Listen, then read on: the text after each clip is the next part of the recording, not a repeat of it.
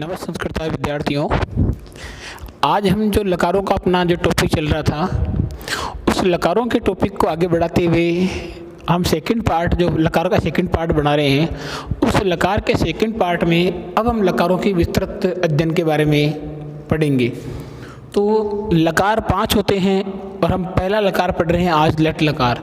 लट लकार की हम विभिन्न धातुएं आपके सामने ले रहे हैं और उनका जो पूरा रूप है लट लकार का, धातुओं सहित, उनके अर्थ सहित, उनका हिंदी में अर्थ क्या होता है, धातु का अर्थ क्या होता है, पुरुष, प्रथम पुरुष, मध्यम पुरुष, उत्तम पुरुष, इन तीनों पुरुषों के अनुसार आज हम लट लकार की विस्तृत चर्चा आपसे करेंगे। लट लकार को वर्तमान काल बोलते हैं। लट लकार को हम वर्तमान काल बोलते हैं, मतलब वर्तमान में जो कार्य हो रहा है वह लट लकार कहलाता है। हमारी आंखों के सामने जो अभी वर्तमान में जो काम चल रहा है उसे हम लट लकार बोलते हैं। जैसे राम पानी पीता है, श्याम खेलता है, वह जाता है, वह आता है, वह कपड़े धोता है, वह क्रिकेट खेलता है, वह भोजन खाता है। इस प्रकार जो वर्तमान संबंधित कार्य होते हैं वो लट लकार के अंतर्गत गिने जाते हैं। तो लट लकार का मतलब होता है वर्तमान काल, और वर्तमान काल का मतलब होता है कि हमारी आंखों के सामने चलने वाला जो समय है वो वर्तमान है। जब ये समय निकल जाता है वो भूत होता है, आगे जो आने वाला समय होता है वो भविष्य में आता है। लेकिन हम आज जो चर्चा कर रहे हैं वो लकारों का पहला रूप है जिसे हम बोलते हैं लट लकार। लट लकार को वर्तमान काल कहा जाता है। और जैसा कि हमने पढ़ा है कि लकारों में पुरुष कितने होते हैं, देखिए लकार के अंदर पुरुष होते हैं 3।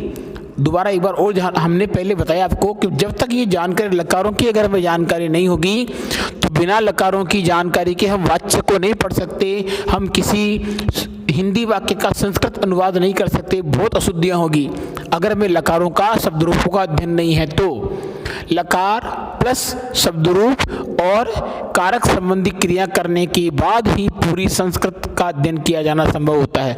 इन सब टॉपिक के बिना संस्कृत का अध्ययन बिल्कुल भी नहीं किया जा सकेगा, ये विशेष ध्यान रखना है।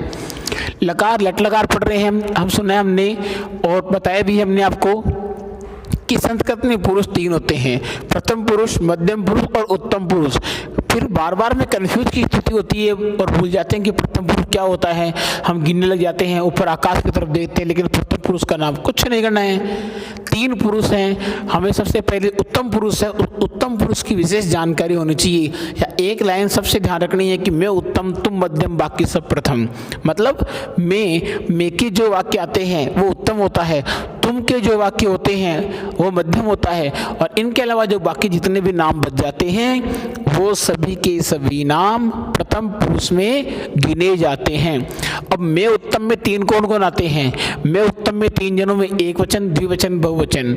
तो मैं में जो मैं है वो एक वचन होता है, हम दोनों होता है वो द्विवचन होता है, हम सब होता है वो बहुवचन होता है, तुम होता है तुम एक वचन है, तुम दोनों द्विवचन और तुम सब बहुवचन, ये मध्यम पुरुष हो गया। अब इनके अलावा जितने भी नाम संसार के अंदर बसते हैं, चाहे वस्तुओं के हो, चाहे वो नाम स्थानों के हो, चाहे वो नाम पक्षियों के हो, जानवरों के हो, इंसानों के हो, किसी भी चीज़ का नाम हो वो प्रथम पुरुष में ही आएगा। ये हमें ध्यान रखना है। अगर हमें उत्तम पुरुष, मध्यम पुरुष और प्रथम पुरुष की जानकारी नहीं है तो आगे जाके बहुत ज़्यादा अशुद्धियाँ होना निश्चित है। हम कर्ता कौन आ रहा है? प्रथम पुरुष, क्रिया लगा रहे हैं मध्यम पुरुष। तुक्का लगाने से संस्कृत कभी नहीं आएगी। संस्कृत भाषा बिल्कुल ही सरल भाषा है, बिल्कुल भी हार्ड नहीं है, बहुत सरल भाषा है। इसलिए लेकिन उसको पढ़ना जरूर पड़ेगा, हमें इसको समझना होगा, रटना नहीं, समझना होगा। तो जिस प्रकार से कर्ता होगा उस कर्ता के अनुसार, वह कर्ता एक वचन है, तुम क्रिया का एक वचन प्रयोग करेंगे। कर्ता अगर मध्यम पुरुष है तुम क्रिया को मध्यम पुरुष लेंगे। कर्ता अगर प्रथम पुरुष होता है तो क्रिया का प्रथम पुरुष आएगा।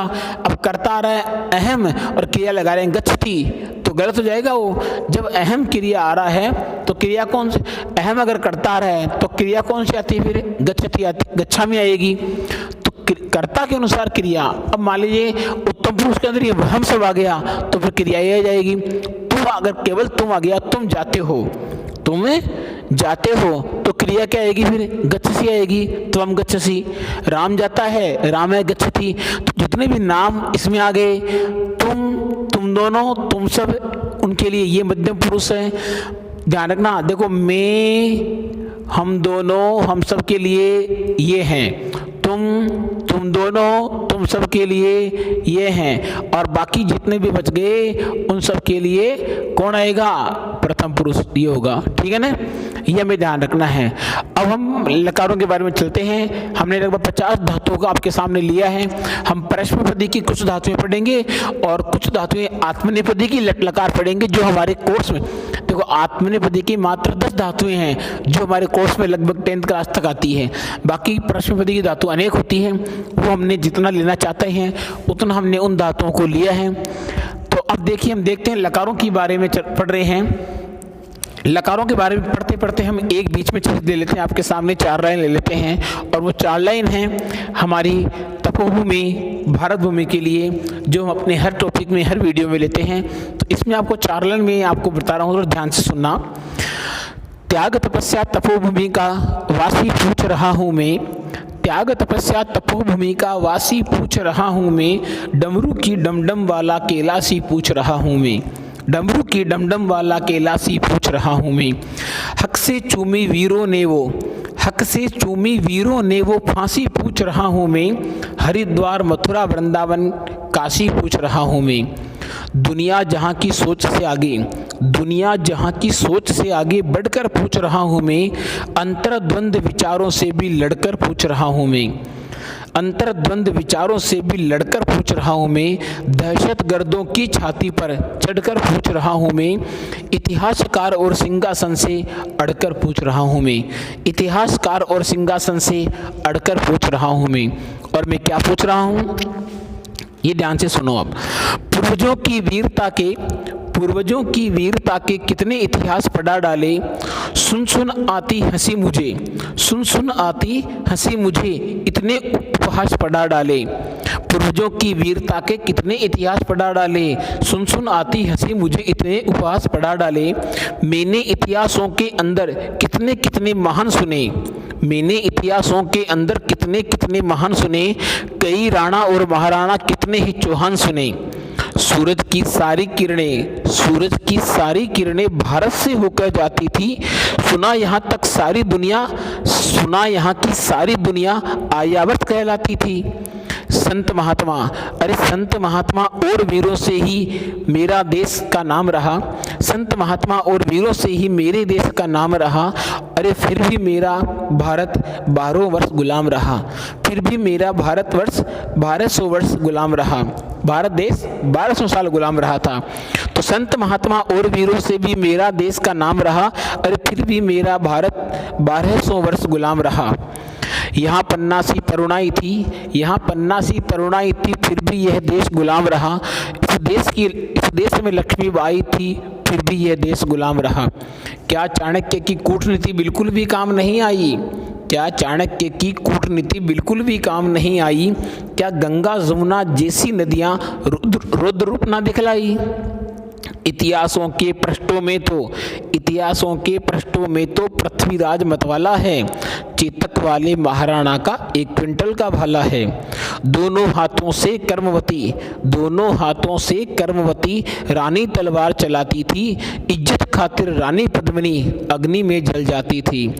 भारत माता का सीना उस दिन गर्व से फूल गया, भारत माता का सीना उस दिन गर्व से फूल गया, जब 19 वर्ष का खुदीराम हंसकर फांसी पर झूल गया, जब 19 वर्ष का खुदीराम हंसकर फांसी पर झूल गया। अरे बच्चों ने बचपन दे डाला, अरे बच्चों ने बचपन दे डाला, वीरों ने जवानी दी, दाग गुलामी का अब भी माओ ने कुर्बानी दी, दाग गुलामों का अब भी माओ ने कुर्बानी दी। शक बिल्कुल नहीं भारत, शक बिल्कुल नहीं, भारत अब भी वीरों की धरती है। गंगा जमुना जैसी नदियां इसकी आरती करती हैं। इतिहासों में सच लिखा है, इतिहासों में सच लिखा है, राणा यहाँ चौहान हुए, घास फूस का देश बचाया, कितने बड़े महान हुए।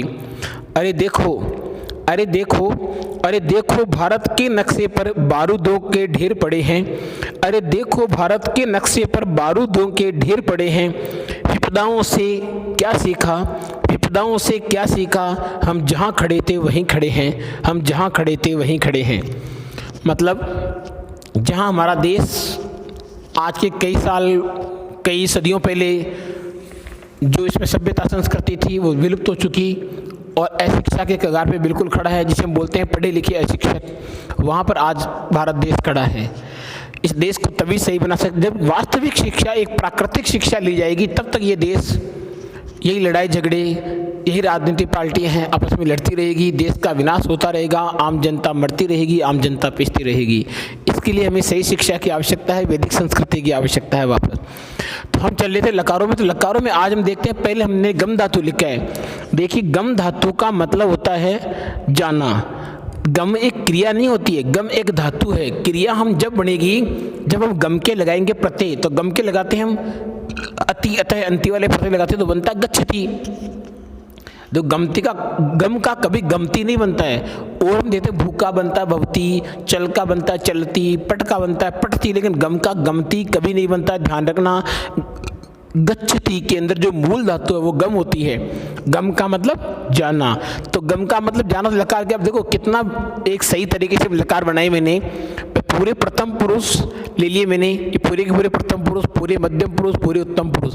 तो लकार पूरा आराम से इतना बढ़िया लिया है कि पूरे देखो गच्छति, ये गच्छति, ये भवती, इच्छति, त्यजति, सब एक वचन आ गए प्रथम पुरुष के, सब द्विवचन आ गए, सब बहुवचन आ गए, मध्यम पुरुष आ गया, उत्तम पुरुष। इतना सही तरीके से बना, एक चार्ट बनाया गया आपके सामने, ताकि पढ़ने में और कॉपी में करने में आपको सुविधा महसूस हो।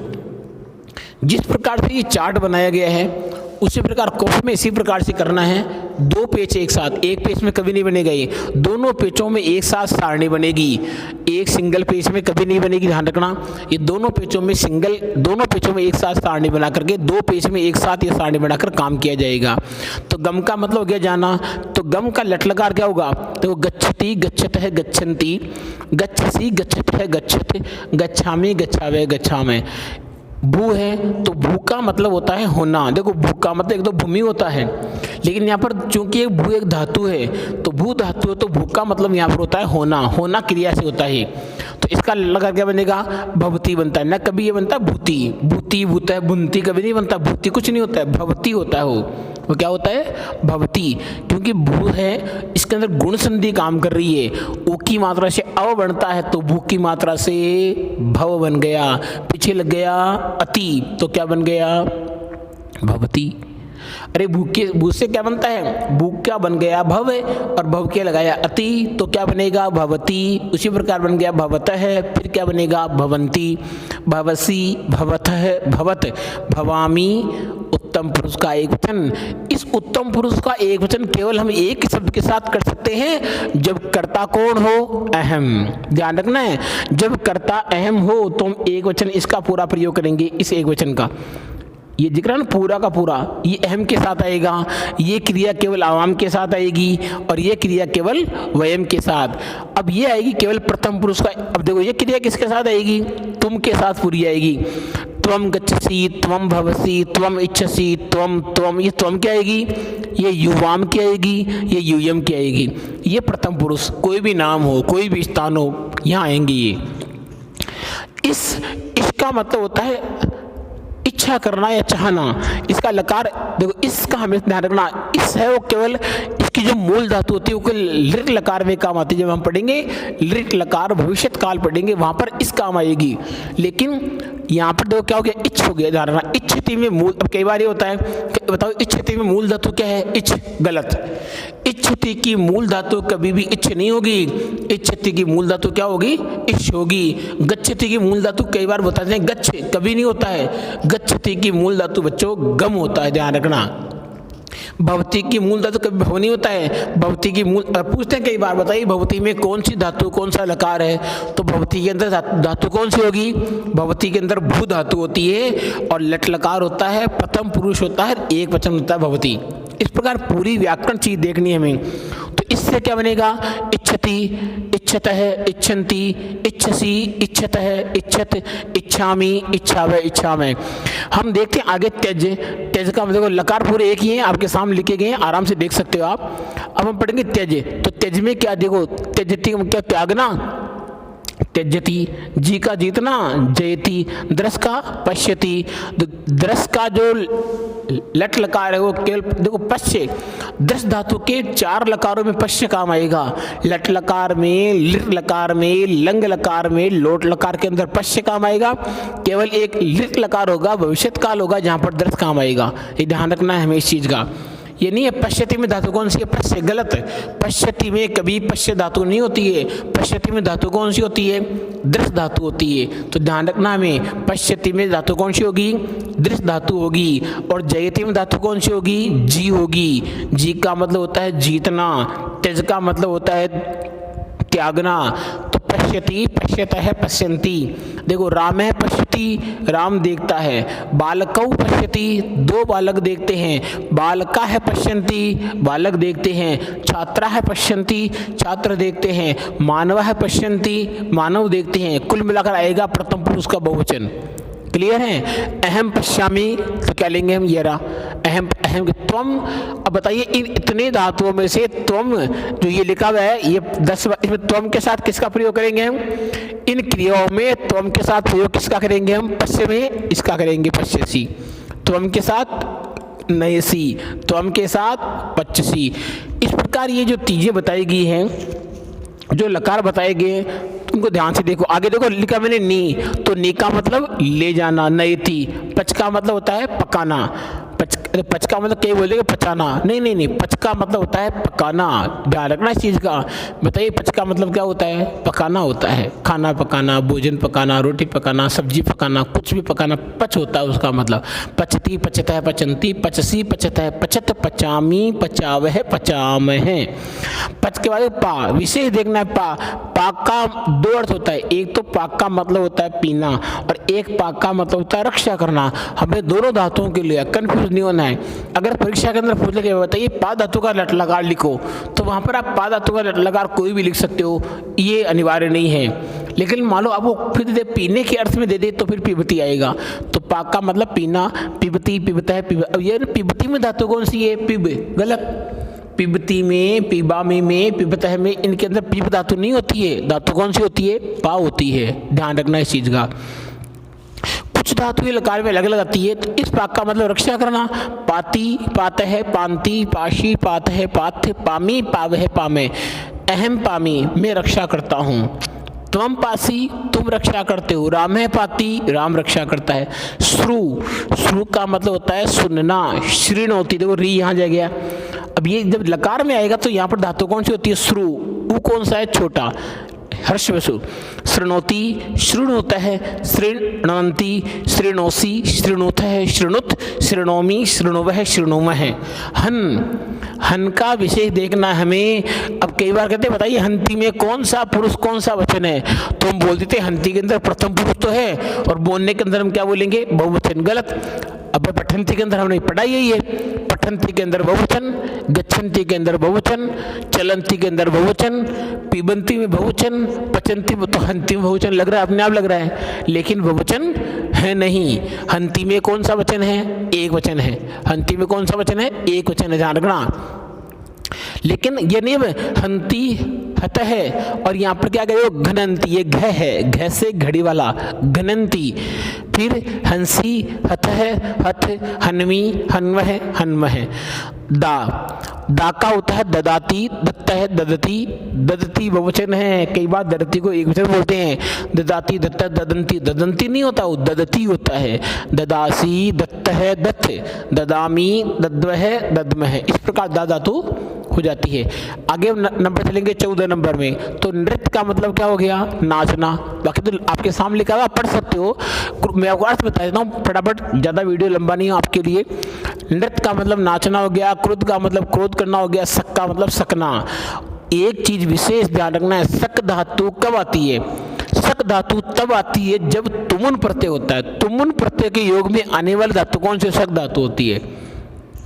खा सकते हो, खादितुम शक्नोति, पी सकते हो, पातुम शक्नोति, जा सकते हो, गंतुम, तो तुमुन प्रत्यय होगा तब धातु कौन सी आएगी, सक धातु आएगी। शक्नोति, शक्नुतः, शक्नुवन्ति, मैं पी सकता हूं तो अहम पातुम शक्नोमि, तुम खाना खा सकते हो, त्वम भोजनम खादितुम शक्नोषि। तो इस प्रकार जब सक धातु आएगी तो तुमुन प्रत्यय का होना आवश्यकता। क्री मुख्य धातु है, देखो इसका लकार थोड़ा अलग होता है, करोति, कुरुतः, कुर्वन्ति, करोषि। देखो उदाहरण ना, करोषि में से हमने पढ़ा, देखो नृत्यषि में से ये आ गया, क्रुद्धषि में ये आ गया, शक्नोषि में ये आएगा, करोषि में ये आएगा। ये सी आपको ज्यादा मिलेगा, जो सड़क वाला दिख रहा है आपको, दंती से दिख रहा है, ज्यादा मिलेगा, खटकोण का कम मिलता है। करोति, कुरुतः, कुर्वन्ति, करोषि, कुरुतः, कुरुत, करोमि, कुर्वः, कुर्मः। पृच्छ, पृच्छ में रह यहाँ है और यहाँ पर री बन जाएगा, ये पृच्छति मतलब पूछना। लिख, लिखति का मतलब लिखना।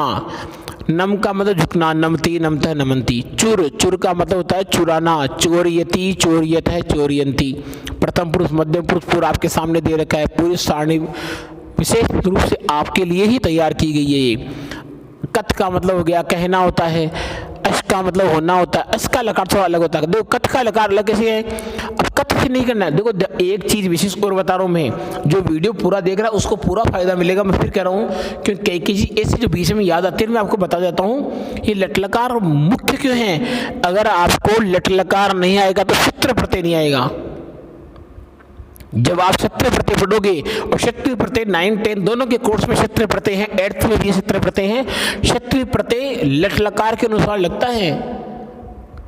जैसे पट का हो गया पठन, तो गम का गमन कभी नहीं होगा, गम का गच्छन होगा। कथ का कथन नहीं होगा, कथ का कथयन होगा। ये तो चक्कर है। चुर का क्या होगा, चोरियन होगा, न कि चोरन। अब अगर आप कथ धातु है तो कथ का हम लट लकार कथती बोल रहे हैं, कथती, कथतः, कथंती लट लकार बोल रहे हैं, तो फिर हम कथन लगा देंगे वहां पर, तो गलत हो जाएगा, वो कथयन होगा वहां पर, है ना। जब क्षत्रिय प्रत्यय पढ़ेंगे, क्षत्रिय प्रत्यय में लकार पूरा दिमाग में घूमेगा, लट लकार।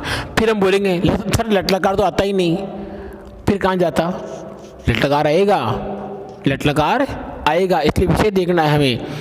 तो अस का क्या हो गया, अस्ति, स्तः, संति, असि, अतः, अथ, आमी, आवह, आमह। घ्या का मतलब जानना, जानाति। क्रीड का मतलब खेलना, क्रीडति। दा का मतलब, देखो दा का मतलब देना, एक दा का मतलब पहले आया ददाती।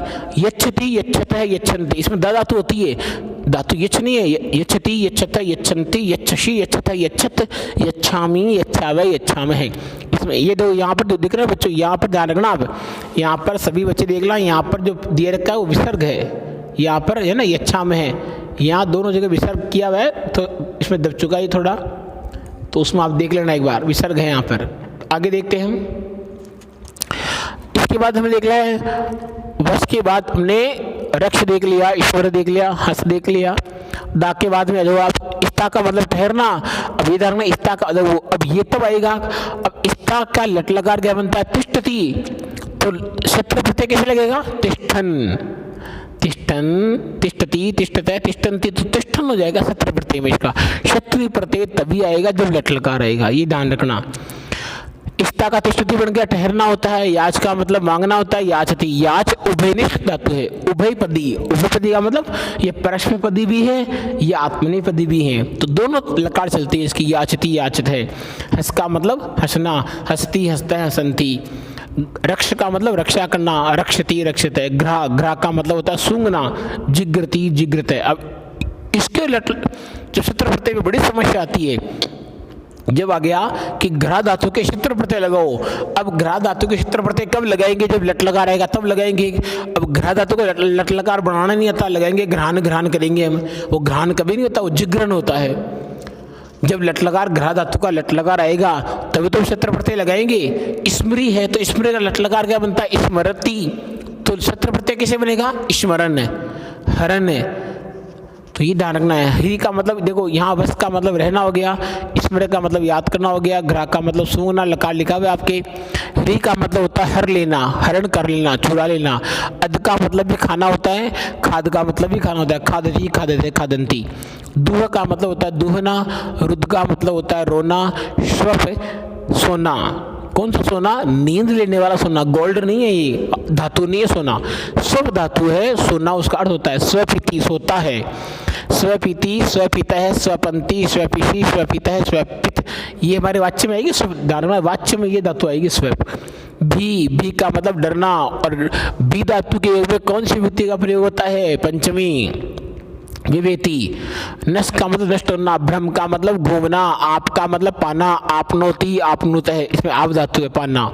स्पर्श का मतलब होता है छूना, मृ का मतलब मरना, म्रियते म्रियते म्रियंते।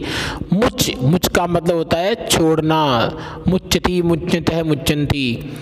ग्रह का मतलब होता है पकड़ना, दो ग्रहणति ग्रहणीत है, ग्रहणंती। फिर क्या हो गया देखो, ग्रहणसी ग्रहणीत है, ग्रहणीत, ग्रहणामी ग्रहणीव ग्रहणीम। ये ग्रह सब है के हलंत है, इसमें जितने भी है दिख रहे हैं सब के हलंत है। आगे चिंत का बनता है चिंतयति चिंतयतः चिंतयंती, चिंतयसी, तो चिंत का मतलब होता है सोचना विचार करना। बख्श का मतलब खाना, बख्शेति। क्षाल का मतलब होता है धोना, क्षालयति। धाव का मतलब होता है दौड़ना, धाव्यति। आगे लकार पूर्व। अब है आत्मनेपदी। आत्मनेपदी देखो कितने मात्र बहुत कम है आत्मनेपदी की।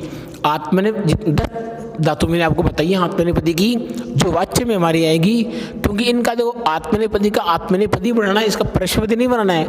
लब का आ गया तो लब का लबती लबता लभंती नहीं बनाना है, लब का बनेगा लबते लबेते, अते एते अंते। मैंने जब प्रत्यय लिखाया था आपको आत्मनेपदी का, उस प्रत्यय के अंदर मैंने बताया था कि आत्मनेपदी के प्रत्यय अलग होते हैं, और आपके कोर्स में आत्मनेपदी का केवल लट लकार ही है, आत्मनेपदी का केवल लट लकार पढ़ना है। और उसका प्रत्यय मैंने आपको क्या लिखाया था? अते एते अंते, असे एथे अध्वे, ए आवहे आमहे। तो लबते, लब के लगे अते क्या बन गया? लबते लबेते लबंते। तो लब में अते आ गया, लबेते में एते आ गया, लबंते में अंते आ गया। लब से में असे आ गया, लबेते में एथे आ गया, लबद्वे में अध्वे। तो देखो आप अते लबते वर्तते सेवते जायते सहते याचते लभेते वर्तते सेवते येते, इस समय येते लगा हुआ है। अंते लभंते वर्तन्ते सेवन्ते जायन्ते सहयन्ते याचन्ते, अंते लगा हुआ है। मध्यम पुरुष का एक वचन देखो आप, लब से वर्त से सेव से जाय से सह से याच से, असे लगा हुआ है।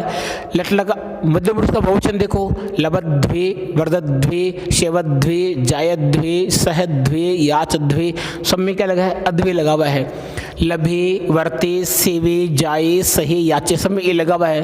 तो बहुत ही सरल चीज है ये, तो इतना डराने वाली बात नहीं है। लोग डराते हैं, डराने वाले कुछ नहीं, बिल्कुल सबसे सरल भाषा यही है, इससे सरल भाषा कोई है ही नहीं। और सबसे गहन भाषा है, सबसे जिसे बोलते हैं परिशुद्ध भाषा है, परिष्कृत भाषा बोलते हैं, परिष्कृत मतलब साफ सुथरी भाषा है।